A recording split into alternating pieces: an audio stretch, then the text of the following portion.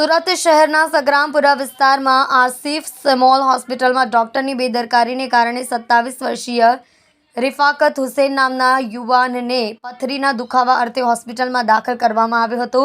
ત્યારબાદ ડોક્ટરોની બેદરકારીને કારણે 27 વર્ષીય યુવકનું મોત થઈ જતા પરિવારજનોએ હોસ્પિટલ અને હોસ્પિટલના ડોક્ટર પર ગંભીર આરોપ લગાડ્યા છે। ડોક્ટરની ગંભીર બેદરકારીને કારણે કિડનીમાં ઓજાર વાગી જતા આ ઘટના બની હોવાનું પરિવારજનોએ આક્ષેપ કરતા સમગ્ર વિસ્તારમાં ચકચાર મચી જવા પામી છે। હોસ્પિટલની બેદરકારી નીતિ નવયુવાનની મોતનું કારણ બની છે।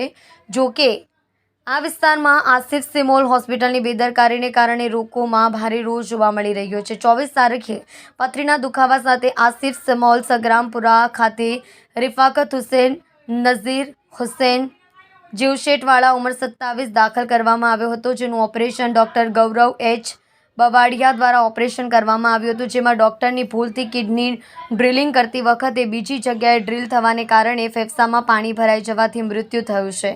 આમાં ડોક્ટરની બેદરકારી સ્પષ્ટ દેખાઈ આવે છે। 3 દિવસથી ડોક્ટર હોસ્પિટલમાં આવતો નથી અને ગાયબ થઈ ગયો છે।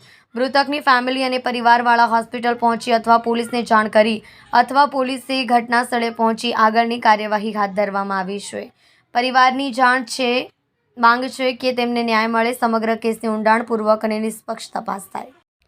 કલ્પેશ રાણા સાથે જોતા રહો ન્યૂઝ 9 ગુજરાતી, સુરત।